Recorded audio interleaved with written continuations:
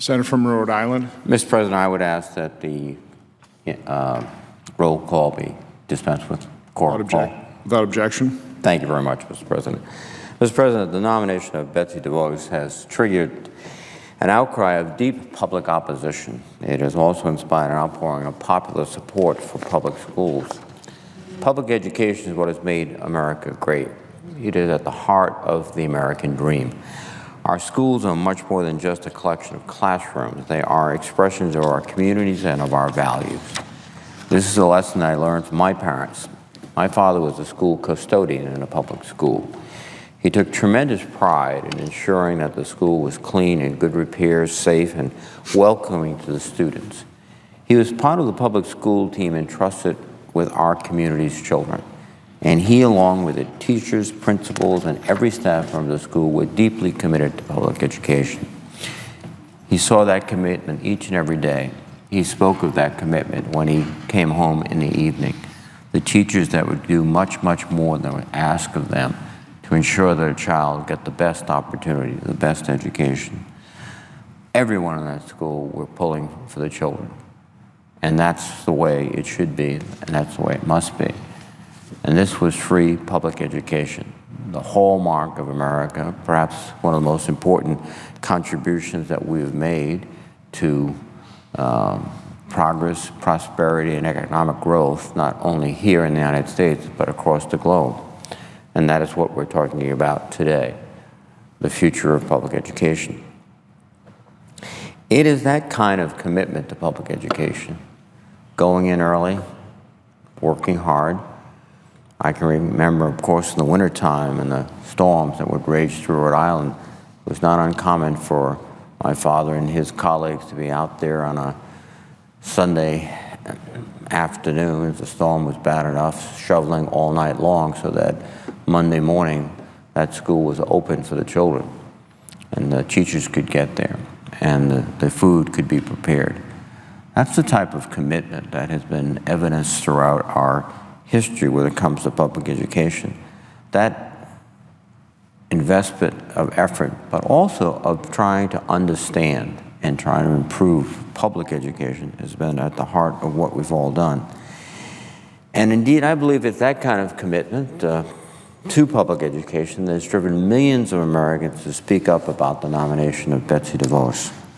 Teachers, parents, and community members have been calling from across the country, writing, emailing, urging the Senate to reject her nomination. Indeed, I have received over 12,500 calls and messages from Rhode Islanders, an unprecedented negative response to a presidential nominee. We are the smallest state in the Union. We have a population just under 1 million people, and we understand that on even the most challenging and publicized issues, we rarely get this type of response. It is because this nomination touches a nerve. It touches a nerve with people who are the products of public schools. They owe a lot of their success to public schools. But it touches a nerve with people who may not have attended public school because they recognize the value, the necessity, the need for good public education. Because without it, we can't move forward as a nation. Because without it, there's no alternative except typically very expensive private arrangements to educate your children. And once again, free public education has been a hallmark of this country. It might have been one of the most dominant factors in ensuring equality. Our country is based on equality before the law, but without a good education, how can one be equal? How can one understand their rights and use their rights, understand their abilities and use their abilities?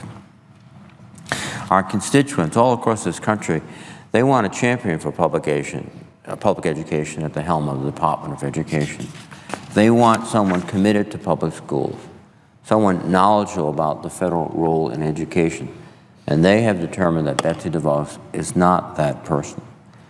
Having looked at her record and viewed her performance during her confirmation hearing, they are telling us that she is the wrong choice to lead the Department of Education, and we should heed their pleas.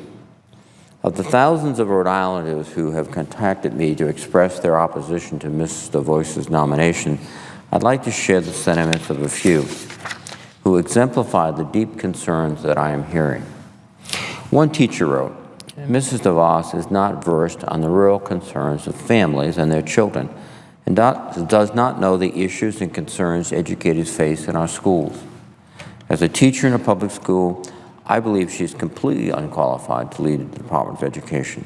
She does not understand the definition of proficiency, and she did not know that children are protected by federal laws, the Disability Act. As a parent, I do not believe Mrs. DeVos understands the concerns middle-income families have regarding their children and their futures.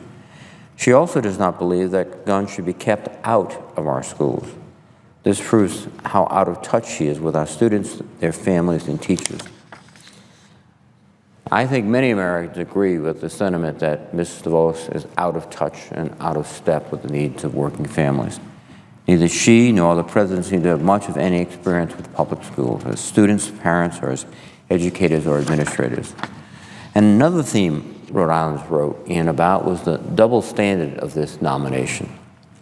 As one vice principal wrote, "We are administrators, and we are required to be highly qualified in order to run our schools through our evaluation process. We also require this of all of our teachers as well. How can we support someone in a position to lead the educational process who is not held to these same standards?" This is a fair question that neither Ms. DeVos nor the Trump administration has answered. But again, it is not purely just about her resume. Another theme I heard about from many Rhode Islanders is their fear of the empathy gap from this administration. Here's an example from a letter written by a public school principal. "My heart is sinking. I have worked as an educator in urban public schools for the past 19 years, as a teacher and now as a principal. I was an attorney before I was a teacher. I came to the profession as a second career, by choice, with a passion for righting the inequities our students face. I have worked all of my career with our most needy populations, a group whom I believe also to be our most brilliant, caring, loving, and amazing young people. I feel blessed to get to work with them and their teachers every day. I ache for the things they don't have that other schools have, and for my powerlessness to right that wrong. Betsy DeVos wishes to take on a role with the power to right those wrongs. Yet she seems unaware that such inequities exist and undisturbed by them. She has never worked with young people in schools, much less in public schools, much less in urban schools. She has never been a teacher or an administrator or the parent of a child in a public school. She has never wrestled with the incredible want for resources, the choices we have to make every day, all within a city and state with some of the most prestigious and wealthy schools just a few steps away. The realities for our urban students are so vastly different from the reality that Betsy DeVos and her contemporaries live in. To her here, unable to even comprehend the need for equal access and equal opportunity for high-quality child care and post-secondary education was painful. To hear her say it would be nice for everyone to have access to a college education, but nothing in life is free, she is completely unaware of her own privilege, the privilege of her children and the privilege of her family and extended circle. Those who have billions of dollars, who were born into great wealth, and who have never had to struggle economically. That is unacceptable in someone who wishes to fill one of the most distinguished offices in our land. Our students and teachers in schools need a champion who will work tirelessly to reverse the inequities of our educational system, inequities that I am painfully aware of every day here in Rhode Island. It isn't right that some students have football fields and one computers and huge libraries and food choices and AP classes and much more, while others have no outdoor spaces, little access to technology, and crumbling buildings. We cannot allow that to be who we are. Our families work incredibly hard and want the very best for their children. To say everything in life isn't free when it has been for Mrs. DeVos' family is hypocritical and mean. We need a champion of equity. Please vote against her confirmation. This last letter I want to share here is from the mother of a special needs child. Like many Rhode Islanders, she is distressed by the fact that Ms. DeVos has suggested that a landmark civil rights law should be left up to the states. She writes, I have grave concerns about the nomination of Betsy DeVos as Secretary of Education. As the parents of a special needs child, it would not be an understatement to say that I was horrified at Ms. DeVos' answer to the question about the Individuals with Disabilities Education Act during her recent hearing. The one thing we rely on the Department of Education to do is to vigorously enforce and uphold the landmark civil rights law that is IDEA. Without it, our children would fall through the cracks. It is extremely difficult to navigate the system, make sure your child gets the support he or she needs. My son is 20 now, so I've been doing it for a long time. I've served on both state and local special ed advisory committees, school committee, taken special ed training, even mentored other parents, and I still don't completely understand all of the nuances of the IDEA laws. For someone to be appointed to the highest office in the land in charge of upholding those laws and not be aware of them is unacceptable. It's too big of a learning curve. Surely there are more other qualified candidates. Last Congress, we came together to rewrite the No Child Left Behind Act. We passed the Every Student Succeeds Act on a strong bipartisan basis, 85-12. We moved towards giving states and school districts more flexibility in designing their accountability systems, especially regarding how they identify and intervene in schools that are struggling to serve their students well. We strengthened transparency, including greater transparency about resource equity. We agreed to maintain key federal protections, or as Senator Murray calls them, guardrails, to ensure that we do not return to the days when students, such as students with disabilities, English language learners, poor and minority students, routinely fell through the cracks. For the Every Student Succeeds Act to work, states and school districts need a strong partner at the Department of Education, a partner who understands how public schools work, a partner who is committed to strengthening public schools.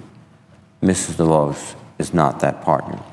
Her life's work has been to divert taxpayer dollars to fund alternatives to public schools. Some on the other side of the aisle have argued that private school vouchers are no different from Pell Grants or GI Bill benefits.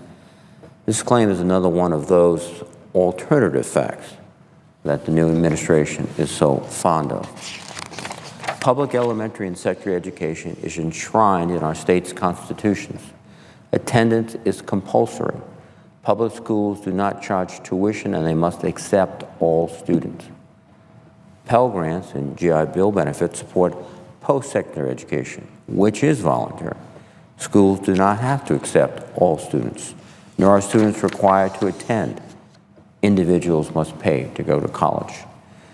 We do not want a system of elementary and secondary education where students and families must pay and schools can choose which students they serve. That is not the universal system of public education that has made our nation great. Our constituents understand that, which is why we have seen the public outcry against this nomination. And with this public outcry, and with our commitment to public education, recognizing that it has been the force and the engine that has pulled this country forward over generations, indeed generation after generation, and understanding that we have just, in fact, on a bipartisan basis, provided more flexibility, more discretion to the Department of Education. We need a secretary that will take that discretion and flexibility in the spirit of American public education, with a fundamental and primary commitment to American public education, with a desire to see American public education succeed, not fail. We need that type of secretary, and unfortunately, Mrs. DeVos is not that type of secretary. So I would urge my colleagues to heed the call of all their constituents in an unprecedented outpouring of messages and phone calls and text messages and contacts and rallies, and join me to vote no against this nomination. And with that, Mr. President, I would note the absence of a quorum.